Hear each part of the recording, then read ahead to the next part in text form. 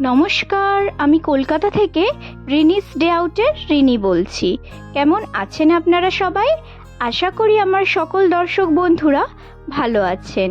সকলের সুস্থতা কামনা করে একটা নতুন দিনের শুরু করেছি একটা নতুন ভ্লগের সাথে। আশা করছি আপনাদের তা ভালো লাগবে। প্রতিদিনের মতোই একদম নির্ধারিত সময়েই ঘুম থেকে উঠে সকালের এই কাজগুলো একটু সেরে নিচ্ছি। এরপরে আমি চলে যাব রান্নাঘরে। আজ আপনাদের সঙ্গে ভাগ করে নেব আমার খুব পছন্দের অতনুর রান্নাঘরের একটা নিরামিষ পদ। আমি রান্নাটা খেয়ে একেবারে মুগ্ধ হয়ে গেছি। আপনারা দেখলে আশা করছি আপনাদেরও ভীষণ ভালো লাগবে। একদম ঘরোয়া উপকরণে তৈরি রান্নাটা। অতনুর রান্নাঘরের সব রান্নাই আমি মুগ্ধ হয়ে দেখি, আর যখনই যেটা সম্ভব হয় সঙ্গে সঙ্গে তা করে ফেলি। এই যে এবার জানলাটা খুলে নিচ্ছি। এই দিকের গাছগুলোয় আজ একটু জল দেব। এই দিকের গাছগুলোয় আমি প্রতিদিন জল দিই না, দু একদিন ছাড়াই জল দিই। যাতায়াতের পথে দেখি আমাদের আলিপুরে একটা নতুন মন্দির হয়েছে, পাথরের, খুব সুন্দর। আজকে একটু বিধাননগর মেলার দিকে যাব ভাবছি। আসার পথে মন্দিরটাও একটু দর্শন করে আসব, আপনাদেরকেও একটু দেখাবো। আশা করছি আপনাদের দেখতে ভালো লাগবে। ভিডিওর শেষে অংশটা একটু জুড়ে দেব। আমার বাইরের একটা জুঁই ফুল গাছ দেখাই আপনাদেরকে, দাঁড়ান। এই দেখুন, এই গাছটা হচ্ছে শীতের জুঁই ফুল গাছ। এটার একটা নাম আছে, নামটা জানা নেই। সারা শীত চলে গেল, একটাও ফুলের দেখা দিল না। শীত গিয়ে যেই গরম পড়লো, ফুলে ভরে গেল। এর 4 গুণ ফুল হয় কিন্তু সেগুলো আর আমি পাই না। যাই হোক, এই যে রান্নাঘরে চলে এসেছি। সরু সরু করে আলু কেটে নিচ্ছি, একটু বড় সাইজের আলু কিন্তু। এই আলুগুলোকে কেটে নিয়ে এবার ভাজতে দেব। যেরকম আমরা আলু ভাজা কাটি তার থেকে সামান্য একটু মোটা কাটলেও হয়, না কাটলেও হয়। এবার আমি এই দিকের কড়ায় ডাল করব। আজ করব অড়হর ডাল। এইটা আমি আজ প্রথম রান্না করছি। এটাও শুধু পেঁয়াজ ছাড়া, বাকি সবটাই নিরামিষ। ফোড়নে দিলাম জিরে, শুকনো লঙ্কা, তেজপাতা। ফোড়নটা ভালো করে ভেজে নিয়ে এবার সামান্য একটু পেঁয়াজ, এটাও বেশ লাল লাল করে ভেজে নেব। পেঁয়াজটা ভাজা হয়ে গেলে একটা টমেটো দিয়ে দেব। একটা না, আমি 2টো দিয়েছি। আর কয়েকটা কাঁচা লঙ্কা, আর সামান্য একটু আদা, হলুদ, আর একটু টেস্টের জন্য জিরে গুঁড়ো দিয়েছি, আর কিচ্ছু না। এবার এই সিদ্ধ করে রাখা ডালটা সবটা দিয়ে দেবো। ডালটা আগের দিন রাতে ভিজিয়ে রেখেছি, তারপরেও কিন্তু 3টে হুইসেল দিতে হয়েছে আমাকে প্রেসার কুকারে। ব্যাস, এবার একটু ভালো করে কষিয়ে নিলাম মশলাটার সঙ্গে। এইবার জলটা ঢেলে দিয়ে ফুটতে দিতে হবে। এই যে পাশের গ্যাসে আমি একটা ননস্টিক কড়া নিয়েছি, যেহেতু আলুগুলো খুব সরু সরু কাটা, তাই। না হলে স্টিলের কড়াই বা সিলভারের কড়াই একটু জড়িয়ে যেতে পারে। আপনারা অবশ্য করতে চাইলে করতেই পারেন, কোনো অসুবিধা নেই। সাদা তেলে ভালো করে আলুগুলোকে আমি ভেজে নেব। ভালো করে মানে ওই আর কি, আধ সিদ্ধ করতে হবে। আলুগুলো ভাজতে বসিয়ে দিয়ে আমি এই সরু সরু সজনে ডাঁটাগুলোকে কেটে নিচ্ছি। এই রান্নাটাই আমার অতনুর রান্নাঘর থেকে শেখা। এই সিজনের এই সরু সরু সজনে ডাঁটা দিয়েই এই রান্নাটা খুব ভালো হয়। অবশ্য সরু ডাঁটা না পেলে নর্মাল যে কোনো মোটা ডাঁটা দিয়েও করা যেতে পারে, তবে সেই ক্ষেত্রে ডাঁটাটা আগে থেকে একটু বেশি ভালো করে সিদ্ধ করে নিতে হবে, যেহেতু আলুগুলো খুব সরু করে কাটা। আর লাগবে 2 চামচ বড় চামচের সর্ষে, আর 5-6 চামচ কি আরও একটু বেশি দিলে ভালো হয়, 7-8 চামচ মতো পোস্ত আগে থেকে জলে ভিজিয়ে রেখে বেটে নিয়েছি।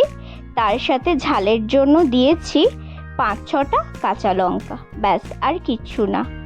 এই যে আলুগুলো আমি তুলে নিলাম। এইবার যেহেতু এটা সর্ষে পোস্তর রান্না, তাই দিয়ে দিচ্ছি একটু সর্ষের তেল, তাতে একটু কালো জিরে ফোড়ন দিয়ে দিলাম। একটা টমেটো কেটে দিয়ে দিচ্ছি, একটু নুন দিয়ে দিচ্ছি টমেটোটা নরম হওয়ার জন্য। যেহেতু টমেটোর একটা কাঁচা গন্ধ থাকে, তাই এটাকে একটু ভালো করে কষিয়ে নিচ্ছি। আদা কিন্তু দিলাম না এই রান্নায়, সামান্য একটু হলুদ দিয়েছি, আর কিচ্ছু না। টমেটোটা ভালো করে ভেজে নেওয়ার পর এই সর্ষে, পোস্ত আর কাঁচা লঙ্কা বাটাটা দিয়ে দিলাম। দিয়ে সামান্য একটু কষিয়ে নিতে হবে, খুব বেশি না, যেহেতু সর্ষে আছে তেতো হয়ে যেতে পারে। আমি হালকা একটু কষিয়ে নিয়ে এবার ডাঁটাগুলোকে দিয়ে দেব। এই সময় কিন্তু সজনে ডাঁটা খেলে বিভিন্ন রকম রোগ থেকেও নিরাময় পাওয়া যায়, আর সজনে ডাঁটার কিন্তু ঔষধি গুণও অনেক। পোস্তর দাম যেমন একটু বেশি, তাও যেমন ঠিক, তবে এই রান্নার স্বাদ মাছ মাংসর থেকেও অনেক বেশি, সেটাও কিন্তু ঠিক। এই যে ডাঁটাটা এবার একটু ভালো করে কষিয়ে নিচ্ছি মশলার সঙ্গে। এতে কি হবে, ডাঁটার যে স্বাদ সেটা মশলার সঙ্গে মিশে যাবে। এবার আমি একটু ঢাকা দিয়ে দেব, মিনিট 5-7 ঢাকা দেওয়া থাকবে। এতে কি হবে, ডাঁটাটা স্লো কুক হয়ে সিদ্ধ হতে থাকবে। কয়েকটা কাঁচা লঙ্কা দিয়ে দিলাম ঘ্রাণের জন্য। এইদিকে কিন্তু আমার অরহর ডাল একদম রেডি হয়ে গেছে। অরহর ডালটা আমি গ্যাস অফ করার আগে একটুখানি ঘি দিয়ে দিয়েছি, সেটা আমি দেখাতে একদমই ভুলে গেছি। এই যে আমি গ্যাসের বার্নারটা চেঞ্জ করে নিয়েছি। আমি এইবার আলুটা মিশিয়ে দিচ্ছি। ডাঁটাটাও প্রায় সিদ্ধ, আলুও প্রায় সিদ্ধ, ফলে রান্নাটা কিন্তু প্রায় শেষের পথে। এইবার আলুটাকে একটু ভালো করে কষিয়ে নিচ্ছি। নুন ঝাল সমস্ত টেস্ট করে নেওয়া হয়ে গেছে। এবার এটাকে ভালো করে কষিয়ে নিয়ে তারপর হাফ কাপ মতো জল অ্যাড করে ঢাকা দিয়ে দেব। ব্যাস, রান্নাটা একদমই শুকনো শুকনো হবে, ফলে জলের খুব বেশি প্রয়োজন নেই। আমি সামান্যই জল দিলাম। আমি জলটাকে একটু মাইক্রোওয়েভ করে নিয়েছি, ঠান্ডা জল আর দিলাম না। এবার ঘ্রাণের জন্য কয়েকটা কাঁচা লঙ্কা, নাবানোর সময় একটুখানি কাঁচা সর্ষের তেল। ব্যাস, রান্না একেবারে কমপ্লিট। যদি ভালো লেগে থাকে একটা লাইক করে দেবেন।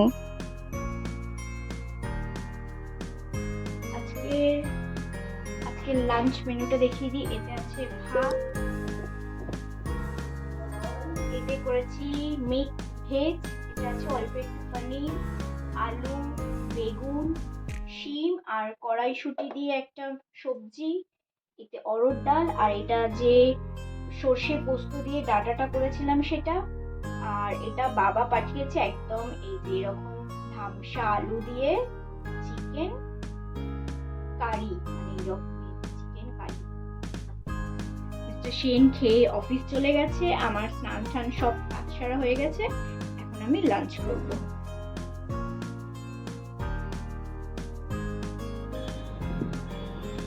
এই যে রেডি হয়ে নিয়েছি, বিকেলবেলায় একটু রেডি হয়ে আমরা বেরিয়ে পড়েছি বিধাননগর মেলার উদ্দেশ্যে।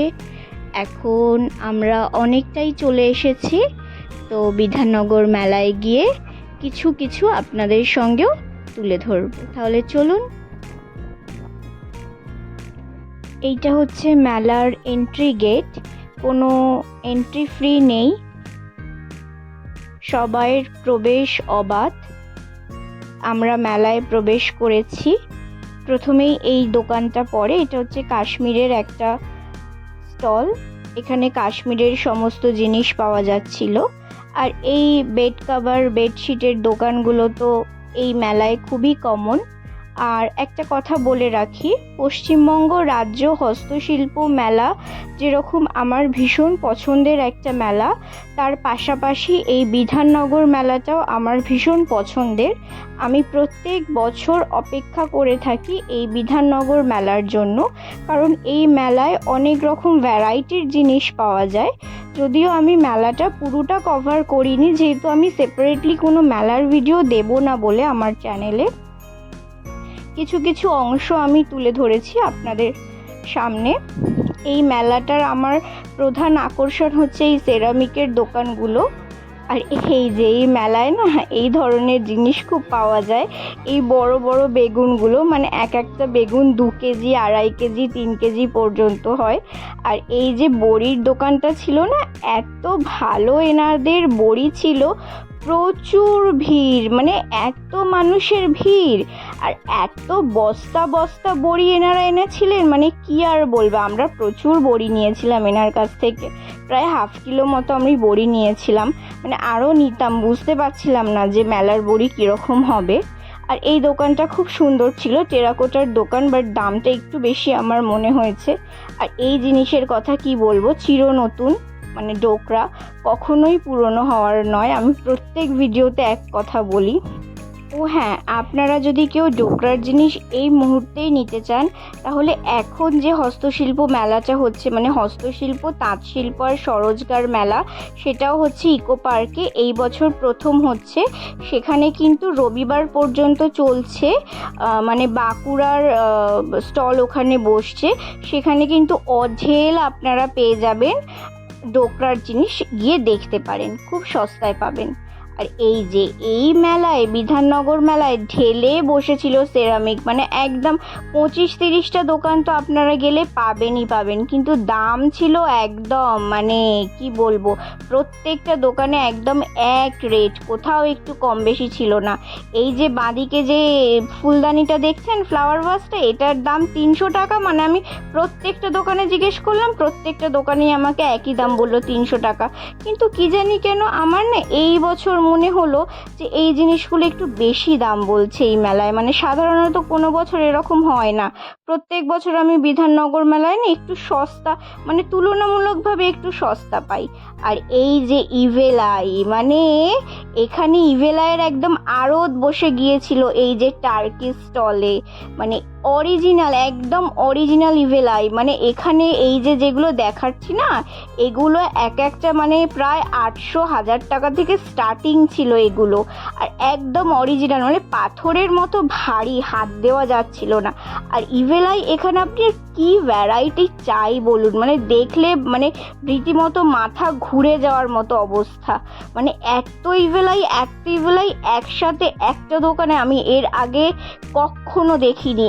আর মানে সাইজ এক একটা মানে বিশাল বড়, মানে একটা ইভেলাই যদি আপনি জানলায় ঝুলিয়ে দেন, মানে জানলা দিয়ে আলো আসাই বন্ধ হয়ে যাবে, এত বড়। আর সেই রকম দাম বলছিল, এক একটা 4000 টাকা, 5000 টাকা।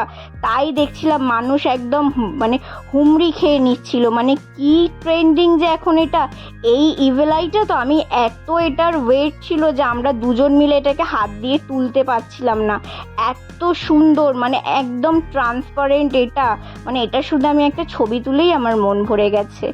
মানে কি আর বলবো, সৌভাগ্যের আয়ের দাম শুনে তো মিস্টার সেনের আয় একদম চড়ক গাছ। আপনাদেরকে এবার একটু দেখিয়ে দিই মেলার মাঠটা কীরকম সাজানো হয়েছিল। এই যে পুরো মাঠটা এইরকম উপর থেকে আলো দিয়ে এইরকম সুন্দর করে সাজানো হয়েছিল, আর সামনে এইরকম স্টেজ করে হচ্ছিল অনুষ্ঠান। চলে এসেছি বাড়ির পথে, আর সকালে আপনাদেরকে যে মন্দিরটার কথা বলেছিলাম, এই হচ্ছে সেই মন্দিরটা আমাদের আলিপুরে, আমার বাড়ির থেকে কিছুটা পথ দূরে। আজকে ব্লগটা এখানে শেষ করছি, আর আপনারা মন্দিরটা দর্শন করতে থাকুন। ভিডিওটা যদি ভালো লেগে থাকে তাহলে অবশ্যই একটা লাইক করে দেবেন, আর আমার চ্যানেলটা সাবস্ক্রাইব করতে একদম ভুলবেন না। আপনারা এতক্ষণ দেখছিলেন রিনিস ডে আউট। আমি আগামীতে ফিরে আসব আবার নতুন কোনো ব্লগের সঙ্গে।